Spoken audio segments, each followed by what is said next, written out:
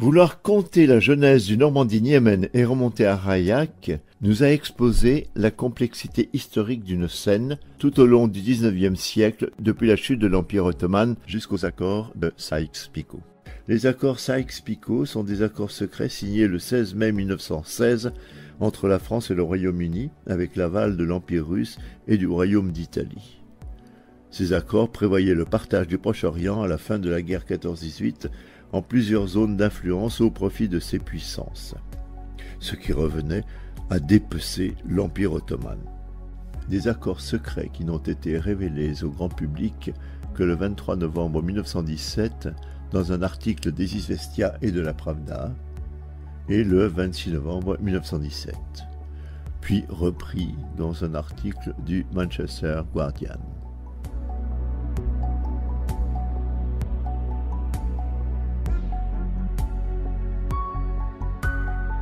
Ravaillac se trouve dans la plaine de la Bekaa, à 62 km de Beyrouth.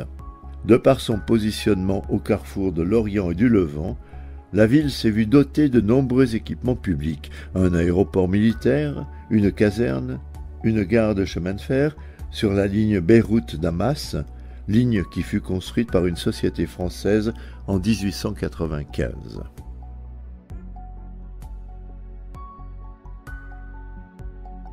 Cette ligne, d'une longueur totale de 117 km, dont 92 km au Liban, a été aménagée par la Société des chemins de fer ottomanes économiques de Beyrouth-Damas à Oran. Ce même consortium construisit ensuite le chemin de fer Damas-Hama jusqu'à Alep, où il se raccorda au chemin de fer Berlin-Bagdad. C'est un groupe à dominante allemande qui réalisa ce tronçon.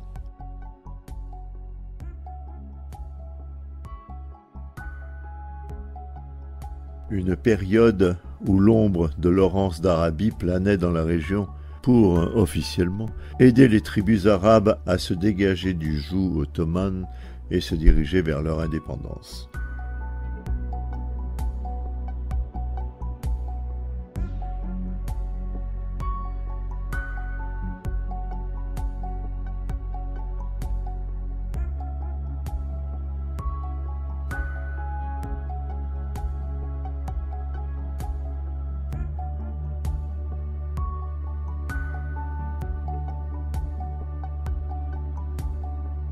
L'objectif de ce réseau de chemin de fer était de relier Beyrouth à Damas, faisant ainsi de Beyrouth l'accès de la Syrie à la mer. Il aurait contrecarré le projet britannique de relier Damas à Jaffa.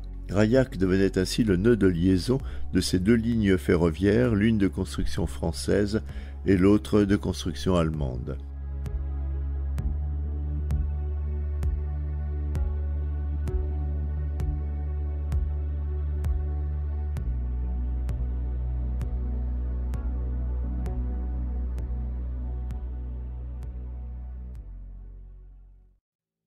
En 1895, Ravaillac n'est encore qu'un petit bourg. À travers ce projet, sa population commence à côtoyer pour la première fois les ingénieurs français, leur savoir-faire, leur culture, leur langue. Des contacts qui se développeront pour laisser une trace indélébile.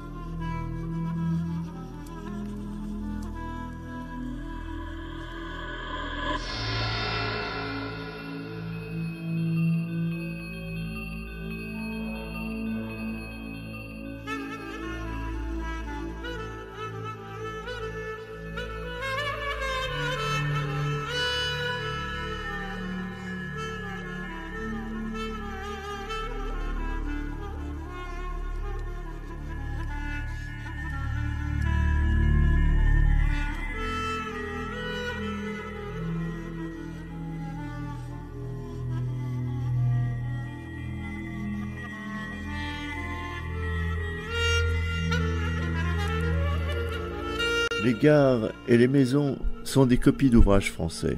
Les rails et le matériel de voie sont belges. Les locomotives à vapeur sont suisses. Comme la voie franchit la chaîne du mont Liban qui culmine à 1400 mètres, les locomotives à crémaillère sont nécessaires.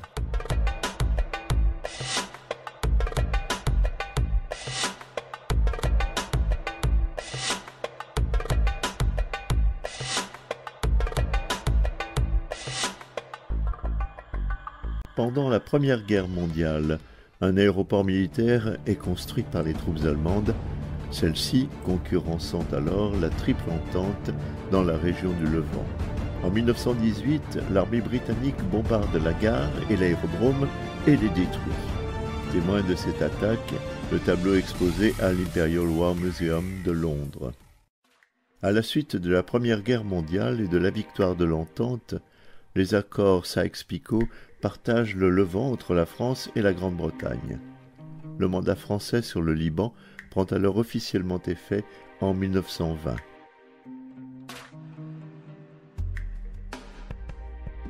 Avec la présence française, Rayak trouve son éclat. Carrefour dans la Bekaa, elle devient l'une des villes les plus importantes sur la route de Damas. Des familles françaises, exerçant des responsabilités dans la gare ou l'aéroport, s'établissent à Rayak. La ville se développe et accueille ses nouveaux arrivants. On voit éclore des restaurants, des lieux d'échange où les contremaîtres français côtoient les populations locales. La commune abritera l'une des plus grandes bases aériennes françaises de la région, sa caserne militaire ainsi qu'un quartier français. Lors du mandat, de nombreuses missions catholiques fondent de multiples écoles. Elles participent à la vie économique et développent la culture de la vigne. Ainsi, on va compter jusqu'à 8 écoles francophones établies dans la ville où se côtoient les enfants de diverses communautés. Les épouses des militaires et des ingénieurs français s'impliquent et enseignent dans ces écoles. Les échanges entre les populations françaises et les habitants de Rayak ne cessent de se développer. Les habitants s'engouent pour cette langue et pour cette culture. La présence française s'ancre ainsi aussi bien dans l'espace que dans les esprits grâce à de nombreux mariages entre populations françaises et libanaises. Des photos aériennes uniques du légionnaire André Fertré, observateur dans l'armée de l'air basé à Rayak, et de Marcel Bibert, mécanicien, du pilote de chasse Pierre Le Glohan, groupe de chasse 3-6.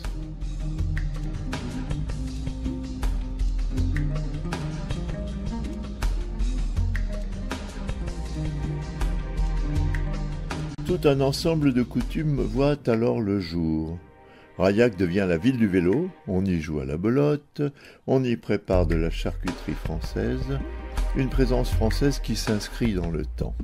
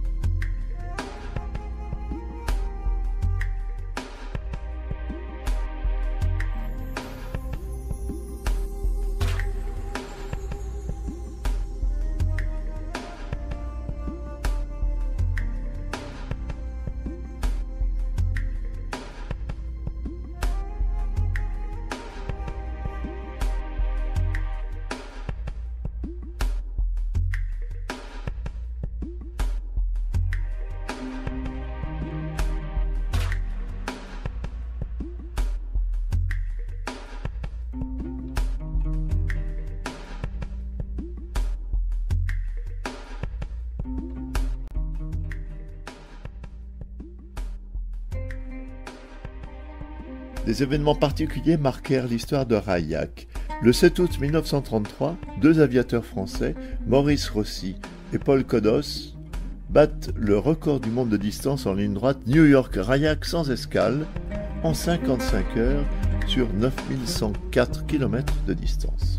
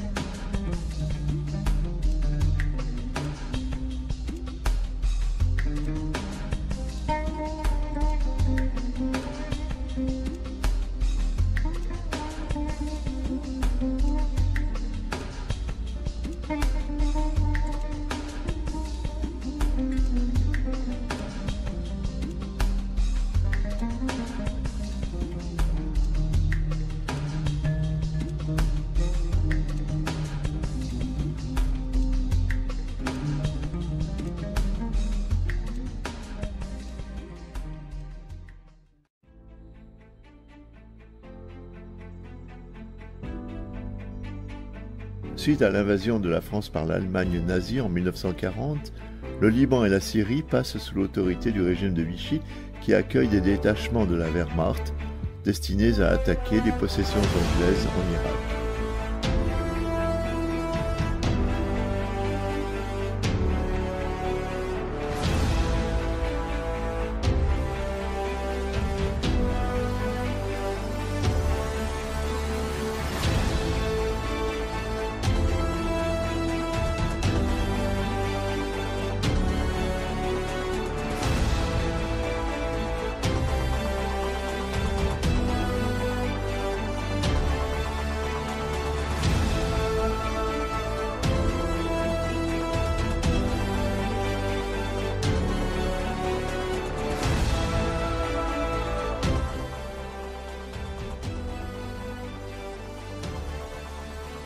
Les Britanniques ripostent.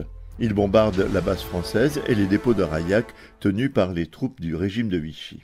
S'ouvre le chapitre de la guerre du Levant et le combat fratricide de deux France, la France de Pétain et la France libre de De Gaulle.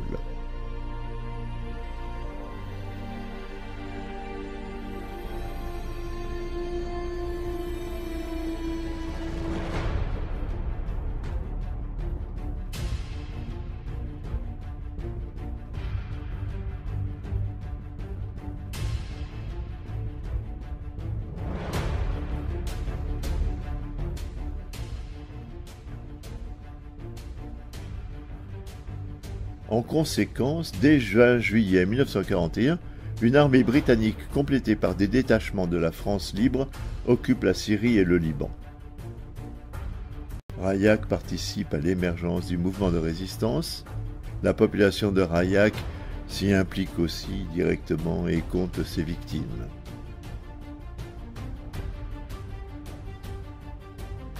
À Rayak, le premier groupe aérien de chasse de la France libre, groupe de chasse Alsace, est créé le 15 septembre 1941. Le 1er septembre 1942, le groupe de chasse numéro 3 Normandie. Pour cette occasion, le général de Gaulle rend visite aux pilotes pour se rendre à Damas. Le groupe arborera les armoiries de la Normandie, deux léopards passant d'or sur fond de gueule. Le 10 octobre 1943, l'escadron de chasse 3-3 Ardennes y naît.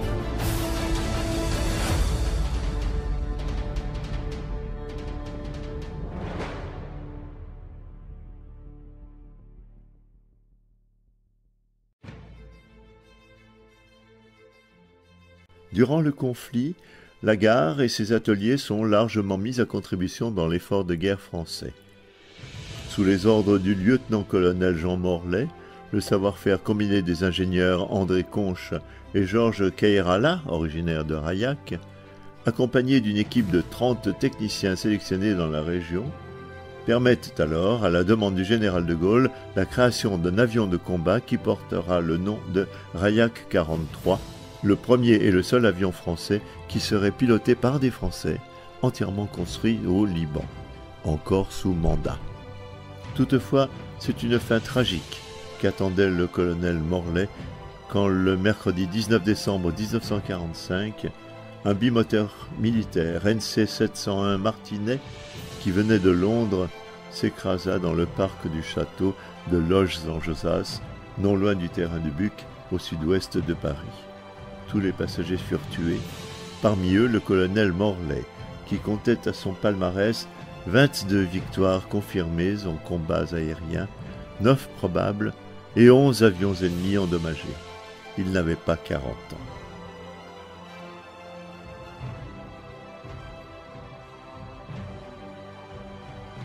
Quand l'indépendance du Liban est déclarée le 22 novembre 1943, le rôle de la France à Rayak entre alors dans une nouvelle phase.